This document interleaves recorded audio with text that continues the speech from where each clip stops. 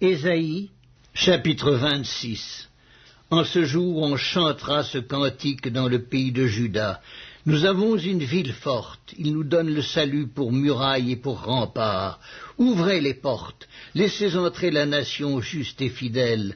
À celui qui est ferme dans ses sentiments, tu assures la paix, parce qu'il se confie en toi. Confiez-vous en l'Éternel à perpétuité, car l'Éternel est le rocher des siècles. Il a renversé ceux qui habitaient les hauteurs, il a abaissé la ville superbe, il l'a abaissée jusqu'à terre, il lui a fait toucher la poussière, elle est foulée aux pieds des pauvres, sous les pas des misérables. Le chemin du juste est la droiture. Toi qui es juste, tu as plani le sentier du juste. Aussi, nous t'attendons, ô Éternel, sur la voie de tes jugements. Notre âme soupire après ton nom et après ton souvenir. Mon âme te désire pendant la nuit et mon esprit te cherche au-dedans de moi. Car lorsque tes jugements s'exercent sur la terre, les habitants du monde apprennent la justice. Si l'on fait grâce aux méchants, il n'apprend pas la justice. Il se livre au mal dans le pays de la droiture, et il n'a point égard à la majesté de Dieu. Éternel, ta main est puissante. Ils ne l'aperçoivent pas.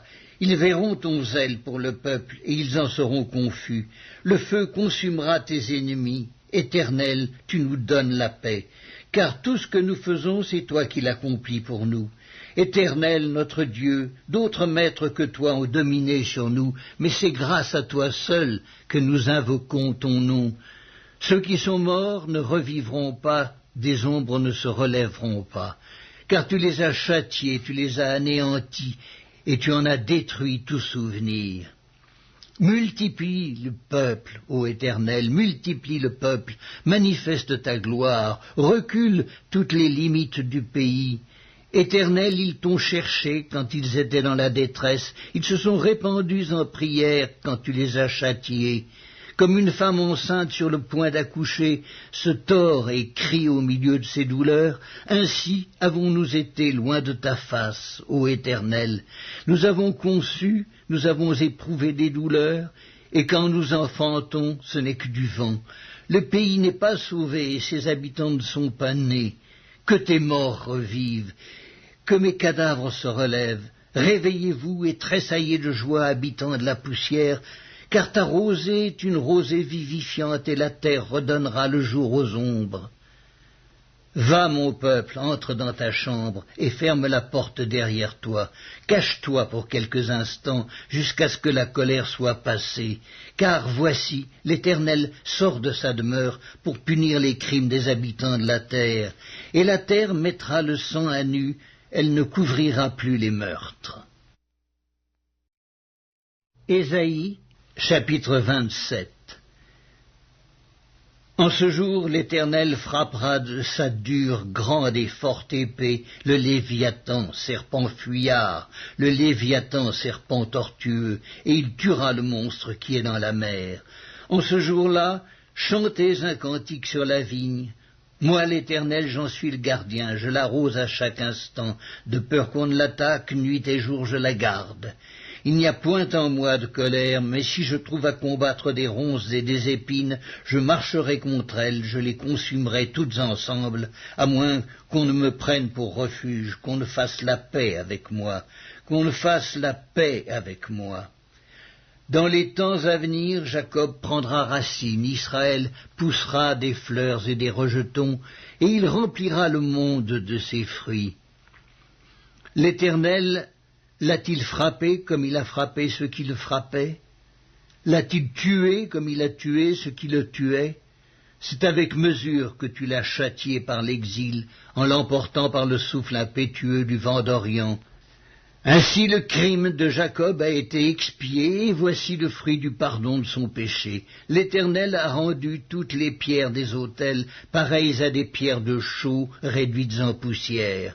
Les idoles d'Astarté et les statues du soleil ne se relèveront plus, car la ville forte et solitaire, c'est une demeure délaissée et abandonnée comme le désert. Là pâture le veau, il s'y couche et broute les branches. Quand les rameaux sèchent, on les brise. Des femmes viennent pour les brûler. C'était un peuple sans intelligence, aussi celui qui l'a fait n'a point eu pitié de lui, celui qui l'a formé ne lui a point fait grâce. En ce temps-là, l'Éternel secourra des fruits depuis le cours du fleuve jusqu'au torrent d'Égypte, et vous serez ramassés, un à un, enfants d'Israël. En ce jour, on sonnera de la grande trompette, et alors reviendront ceux qui étaient exilés au pays d'Assyrie ou fugitifs au pays d'Égypte, et ils se prosterneront devant l'Éternel sur la montagne sainte à Jérusalem. Ésaïe, chapitre 28. Malheur à la couronne superbe des ivrognes d'Éphraïm, à la fleur fanée qui fait l'éclat de sa parure sur la cime de la fertile vallée de ceux qui s'enivrent. Voici venir, de par le Seigneur, un homme fort et puissant, comme un orage de grêle, un ouragan destructeur, comme une tempête qui précipite des torrents d'eau. Il l'a fait tomber à terre avec violence, elle sera foulée aux pieds. La couronne superbe des ivrognes d'Éphraïm, et la fleur fanée qui fait l'éclat de sa parure sur la cime de la fertile vallée sera comme une figue hâtive qu'on aperçoit avant la récolte, et qui, à peine dans la main, est aussitôt avalée. En ce jour-là, l'Éternel des armées sera une couronne éclatante et une parure magnifique pour le reste de son peuple, un esprit de justice pour celui qui est assis au siège de la justice, et une force pour ceux qui repoussent l'ennemi jusqu'à ses portes. Mais eux aussi ils chancellent dans le vin, et les boissons fortes leur donnent des vertiges. Sacrificateurs et prophètes chancellent dans les boissons fortes, ils sont absorbés par le vin, ils ont des vertiges à cause des boissons fortes. Ils chancellent en prophétisant, ils vacillent en rendant la justice. Toutes les tables sont pleines de vomissements, d'ordures, il n'y a plus de place. À qui veut-on enseigner la sagesse? À qui veut-on donner des leçons? Est-ce à des enfants qui viennent d'être sevrés, qui viennent de quitter la mamelle? Car c'est précepte sur précepte, règle sur règle, un peu ici, un peu là. Eh bien, c'est par des hommes aux lèvres balbutiantes et au langage barbare que l'Éternel parlera à ce peuple. Il lui disait, voici le repos, laissez reposer celui qui est fatigué, voici le lieu du repos. Mais ils n'ont point voulu écouter, et pour eux la parole de l'Éternel sera précepte sur précepte, précepte sur précepte, règle sur règle, règle sur règle, un peu ici, un peu là, afin qu'en marchant ils tombent à la renverse et se brisent, afin qu'ils soient enlacés et pris. Écoutez donc la parole de l'Éternel, moqueurs, vous qui dominez sur ce peuple de Jérusalem. Vous dites, nous avons fait une alliance avec la mort, nous avons fait un pacte avec le séjour des morts. Quand le fléau débordé passera, il ne nous atteindra pas, car nous avons la fausseté pour refuge et le mensonge pour abri. C'est pourquoi, ainsi parle le Seigneur, l'Éternel. Voici, j'ai mis pour fondement en Sion une pierre éprouvée, une pierre angulaire de prix, solidement posée. Celui qui la prendra pour appui n'aura point hâte de fuir. Je ferai de la droiture une règle et de la justice un niveau, et la grêle emportera le refuge de la fausseté, et les eaux inonderont l'abri du mensonge. Votre alliance avec la mort sera détruite, votre pacte avec le séjour des morts ne subsistera pas. Quand le fléau débordé passera, vous serez par lui foulés aux pieds.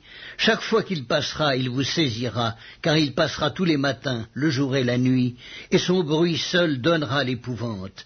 Le lit sera trop court pour s'y étendre, et la couverture trop étroite pour s'en envelopper, car l'Éternel se lèvera comme à la montagne de Pératsim, il s'irritera comme dans la vallée de Gabaon, pour faire son œuvre étrange, pour exécuter son travail inouï. Maintenant, ne vous livrez point à la moquerie, de peur que vos liens ne soient resserrés, car la destruction de tout le pays est résolue. Je l'ai appris du Seigneur, de l'Éternel des armées. Prêtez l'oreille et écoutez ma voix, soyez attentifs et écoutez ma parole. Celui qui laboure pour semer, laboure-t-il toujours? Ouvre-t-il et brise-t-il toujours son terrain? N'est-ce pas, après en avoir aplani la surface, qu'il répand de la nielle et sème du cumin? qu'il met le froment par rangée, l'orge à une place marquée et l'épeautre sur les bords? Son Dieu lui a enseigné la marche à suivre, il lui a donné ses instructions. On ne foule pas la nielle avec le traîneau, et la roue du chariot ne passe pas sur le cumin. Mais on bat la nielle avec le bâton et le cumin avec la verge. On bat le blé, mais on ne le bat pas toujours. On y pousse la roue du chariot et les chevaux, mais on ne l'écrase pas. Cela aussi vient de l'Éternel des armées. Admirable est son conseil, et grande est sa sagesse.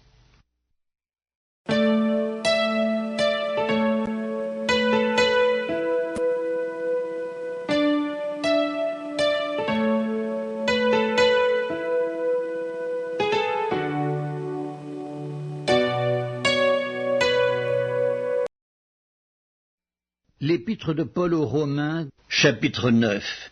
Je dis la vérité en Christ, je ne mens point, ma conscience m'en rend témoignage par le Saint-Esprit. J'éprouve une grande tristesse et j'ai dans le cœur un chagrin continuel, car je voudrais moi-même être anathème et séparé de Christ pour mes frères, mes parents selon la chair, qui sont israélites, à qui appartiennent l'adoption et la gloire et les alliances et la loi et le culte et les promesses et les patriarches, et de qui est issu selon la chair le Christ, qui est au-dessus de toutes choses, Dieu béni éternellement. Amen. Ce n'est point à dire que la parole de Dieu soit restée sans effet, car tous ceux qui descendent d'Israël ne sont pas Israël, et pour être la postérité d'Abraham, ils ne sont pas tous ses enfants. Mais il est dit, en Isaac sera nommé pour toi une postérité, c'est-à-dire que ce ne sont pas les enfants de la chair qui sont enfants de Dieu, mais que ce sont les enfants de la promesse qui sont regardés comme la postérité. Voici, en effet, la parole de la promesse. Je reviendrai à cette même époque et Sarah aura un fils. Et depuis il en fut ainsi de Rebecca, qui conçut du seul Isaac notre père. Car quoique les enfants ne fussent pas encore nés, et qu'ils n'eussent fait ni bien ni mal, afin que le dessein d'élection de Dieu subsistât, sans dépendre des œuvres, et par la seule volonté de celui qui appelle, il fut dit à Rebecca, l'aîné sera assujetti au plus jeune, selon qu'il est écrit, j'ai aimé Jacob, et j'ai haï Ésaü. Que dirons-nous donc? Y a-t-il en Dieu de l'injustice? Loin de là. Car il dit à Moïse, je ferai miséricorde à qui je fais miséricorde, et j'aurai compassion de qui j'ai compassion. Ainsi donc, cela ne dépend ni de celui qui veut, ni de celui qui court, mais de Dieu qui fait miséricorde. Car l'Écriture dit à Pharaon, je t'ai suscité à dessein pour montrer en toi ma puissance, et afin que mon nom soit publié par toute la terre. Ainsi il fait miséricorde à qui il veut, et il endurcit qui il veut. Tu me diras, pourquoi blâme-t-il encore? Car qui est-ce qui résiste à sa volonté? Ô homme, toi plutôt, qui es-tu pour contester avec Dieu? Le vase d'argile dira-t-il à celui qui l'a formé, pourquoi m'as-tu fait ainsi? Le potier n'est-il pas maître de l'argile pour faire avec la même masse un vase d'honneur et un vase d'un usage vil? Et que dire si Dieu, voulant montrer sa colère et faire connaître sa puissance, a supporté avec une grande patience des vases de colère formés pour la perdition, et s'il a voulu faire connaître la richesse de sa gloire envers des vases de miséricorde qu'il a d'avance préparés pour la gloire? Ainsi nous a-t-il appelés non seulement d'entre les Juifs, mais encore d'entre les païens, selon qu'il le dit dans Osée, j'appellerai mon peuple celui qui n'était pas mon peuple, et bien-aimé celle qui n'était pas la bien-aimée. Et là où on leur disait, vous n'êtes pas mon peuple, ils seront appelés fils du Dieu vivant. Ésaïe, de son côté, s'écrit au sujet d'Israël, quand le nombre des fils d'Israël serait comme le sable de la mer, un reste seulement sera sauvé, car le Seigneur exécutera pleinement et promptement sur la terre ce qu'il a résolu.